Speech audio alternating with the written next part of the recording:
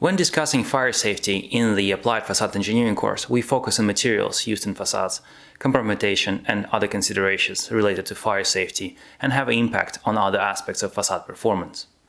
Let's review our building from these three perspectives. When discussing materials, we delve into their classification based on their reaction to fire.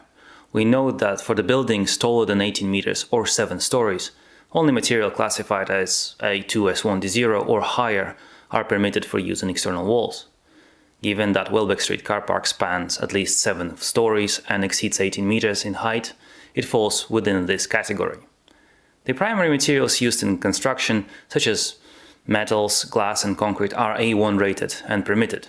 However, in case of tall buildings, the risk of materials non-compliance are with ancillary components. Welbeck Street car park is the high-rise building, and therefore high-performance insulating materials such as phenolic foam and expanded polystyrene insulations are not permissible. This leaves us with mineral wool as the sole insulating materials appropriate for the facade. Building regulations provide exemptions for B-rated combustible materials if they are used as membranes, sealants, and thermal breaks. For these reasons, it could be permissible to use B-rated materials for vapor control layer and membranes around windows, as well as thermal breaks behind the brackets. That means that should we opt for non-combustible mineral wool insulation, we are compliant in cases when precast concrete is the performance facade. The scenario becomes more complex with the stick curtain wall option and mass timber frame structure. This complexity is the main reason we have decided to showcase the timber frame option in the course for educational purposes. Mass timber, when used as a primary framework, could be permissible if it's adequately protected. A similar fire protection strategy would be employed for steel frame buildings, which are commonly protected either by spray painting with intumescent paint or encapsulating with a double or triple layer of fire-rated gypsum board. Covering mass timber with a double layer of gypsum board as a means of fire protection is a widely adopted fire strategy. However, there is a legislative hurdle to overcome. Mass timber cannot be classified as A2S1D0, nor does it fall into a category that exempts it from the ban on combustible materials in facades. Therefore, it cannot be used in external walls, either as columns or as a structural shear wall. This means that when the structure is designed, columns, beams and shear walls should be positioned well inside of the building to make sure that they do not become the part of the facade. This condition creates challenges for the layout of the internal spaces. For instance, offsetting a cross-laminated timber shear wall from the slab may result in awkward internal space configurations. In such cases, this space could be repurposed as a storage room or a service cupboard for ventilation, drainage, or other mechanical services requirements essential for the building's operation. A significant portion of the fire safety module in Applied Facade Engineering course on compartmentation of ventilated and drained cavities within facades. In this case study course, both precast concrete and stick curtain wall system lack any such cavities. There is no requirement for cavity barriers. However, there are voids between the new framework and the facade. These voids, unlike cavities, do not serve functional purpose like water management. They are simply there to account for installation and fabrication tolerances between the building parts, ensuring that the precise fits during construction.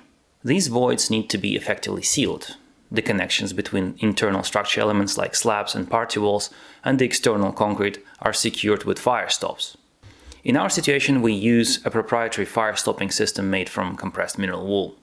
This fire stop system seals the gaps between the main structure and the facade, preventing both flames and smoke from spreading from one part of the building to another.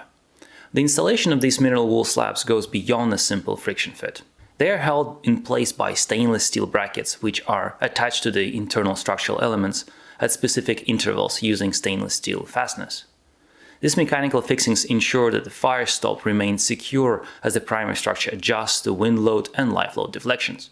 Because the new slabs are positioned at level with the solid part of the precast concrete screen, achieving a robust detail is straightforward. However, vertical compartmentation presents a challenge. This is due to the concrete screen's non-orthogonal design. It is essential for the party wall to meet the screen where it's possible to create a continuous, homogeneous seal between the wall and the facade. For this reason, we have placed the party wall in the center of triangular apertures, which are not used as window openings. These triangular spaces should be entirely sealed off by a metal tray that is installed flush with the concrete surface. Unlike the backpan of the curtain wall, these trays are likely to be on the inside of the dew point temperature line. It goes without saying that the condensation risk analysis is required for this detail. There may be a risk of interstitial condensation or growth of mold due to the significant amount of insulation material behind them, which draws the dew point temperature line inwards. Consequently, the trays should not be made of galvanized steel because of the corrosion risk. It is advisable to consider aluminium for the fabrication of these panels. For stick curtain wall assembly, the approach to compartmentation remains the same. The gaps between the new primary framework and the curtain wall screens need sealing with fire stops at the slabs and party wall locations. It is recommended to create a smooth, continuous surface with metal trays installed flush with the mullion and transom. If the dew point temperature stays within the infill insulation, the backpan tray can be made out of galvanized steel. Two other fire safety considerations have influenced the design. Hotels are viewed by building regulations as residential buildings. Balconies are considered to be specified attachments. Therefore, all of the materials in their composition should be A2S1D0 fire rating or better. And the balcony should also have imperforate soffit that extends the full area of the balcony. The balustrade being a part of the balcony must not be combustible. Although laminated glass is exempt from the prohibition on combustible materials when used in doors and windows, it cannot be used in balustrades. This restriction leaves metal as the only option for designers seeking some level of transparency in balustrades. Secondly, the combination of non-perforate soffit and metal decking forms a cavity that, like all facade cavities, must be compartmentalized. A cavity closer should be installed on the balcony at the points where it meets internal compartments, typically at party walls between dwelling units. In this case, using a proprietary system made from mineral wool slab for the purpose is impractical. Since there is no need for horizontal ventilation of the cavity, sealing it with stainless steel tray is probably the most suitable approach.